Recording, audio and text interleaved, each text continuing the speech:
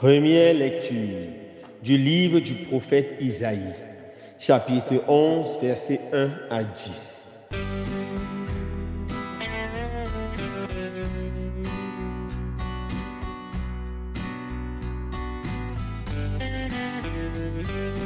En ce jour-là, un rameau sortira de la souche de Jessé, père de David.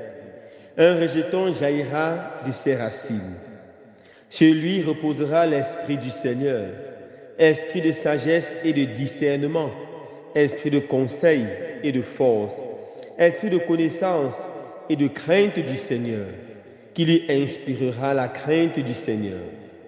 Il ne jugera pas sur l'apparence, il ne se prononcera pas sur des rumeurs. Il jugera les petits avec justice, avec droiture, il se prononcera en faveur des humbles du pays. Du bâton de sa parole, il frappera le pays. Du souffle de ses lèvres, il fera mourir le méchant. La justice est la ceinture de sa hanche. La fidélité est la ceinture de ses reins. Le loup habitera avec l'agneau. Le léopard se couchera près du chevreau. Le veau et le lionceau seront nourris ensemble. Un petit garçon les conduira. La vache et l'ours auront même pâture. Leurs petits auront même gîte. Le lion, comme le bœuf, mangera du fourrage. Le nourrisson s'amusera sur le nid du cobra.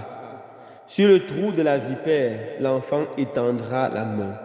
Il n'y aura plus de mal ni de corruption sur toute ma montagne sainte, car la connaissance du Seigneur remplira le pays, comme les eaux recouvrent le fond de la mer.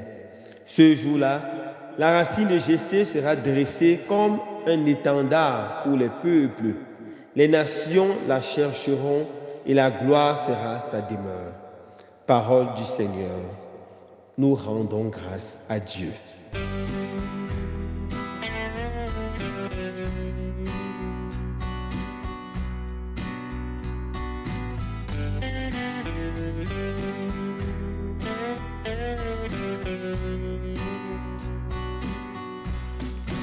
Frères et sœurs bien-aimés, depuis dimanche, nous sommes entrés dans le temps de l'Avent, ce temps par excellence qui nous prépare à accueillir celui qui vient, le Messie, l'Emmanuel.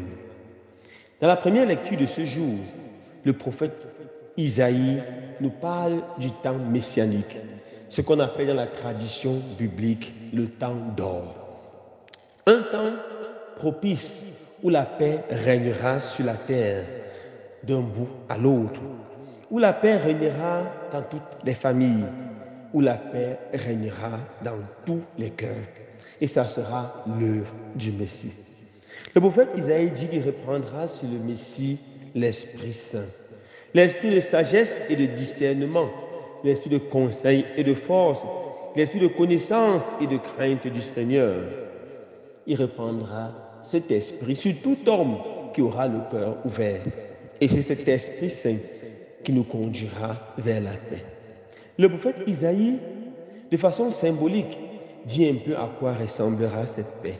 Il nous dit, le loup habitera avec l'agneau, le léopard se couchera près du chevreau, le veau et le lionceau seront nourris ensemble, un petit enfant les conduira.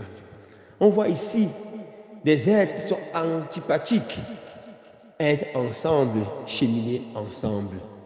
Par cette image, le prophète Isaïe nous annonce que peu importe notre antipathie envers quelqu'un, nous sommes capables de faire route avec lui. Nous sommes capables de cheminer ensemble. Si le Seigneur a voulu que nos chemins se croisent, c'est parce que le Seigneur est capable, parce que le Seigneur sait que nous sommes capables de faire la paix. Il y a dans des familles certains frères qui n'arrivent plus à se parler, qui disent non, c'est trop, il m'a trop blessé, c'est impossible qu'on fasse la paix. Il y a dans certains lieux de service certains collègues qui ne peuvent plus se regarder. Ils sont là simplement parce qu'ils sont obligés d'être là à cause du travail. Et ils disent jamais nous ne pourrons faire la paix. Il y a dans des nations, des peuples ou des villages qui ne peuvent pas se parler. ils sont ennemis, ils développent une animosité et ils développent ainsi un tribalisme terrible. Le Seigneur nous annonce un temps où toute cette animosité tomberont, où toutes ces haches, les guerres seront enterrées. Et pour que ça arrive, il nous donne lui-même 3 conseils. Premier conseil pour créer la paix dans nos cœurs, créer la paix dans nos familles, créer la paix autour de nous, créer la paix dans notre pays, c'est la justice. Le Seigneur dit précisément, la justice est la ceinture de ses hanches. La justice consiste à donner à chacun ce qu'il mérite. La justice est la première condition pour atteindre la paix. Chaque fois qu'il y a injustice, la paix se prépare. Chaque fois qu'il y a injustice, la guerre se prépare. Chaque fois qu'un innocent est jeté en prison, chaque fois qu'un pauvre n'a pas son salaire, chaque fois qu'une personne est exploitée, injurée, réduite au silence, la paix disparaît et la guerre se prépare. Nous devons, frères et sœurs bien-aimés, tout faire pour créer la justice autour de nous. La justice dans nos familles, aimer tous les enfants de façon équitable. Donner à tout le monde ce qui est son droit. La justice est la première condition pour pouvoir atteindre la paix. Deuxième condition, il faut vaincre la corruption. Le prophète Isaïe dit précisément, il n'y aura plus de mal ni de corruption sur toute ma montagne sainte.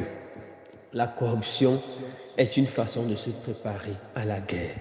Qu'elle soit matérielle, donner de l'argent pour avoir un service, qu'elle soit morale, psychologique, utiliser son influence pour avoir un service ou pour avoir une faveur, c'est la destruction de la paix et la préparation de la guerre.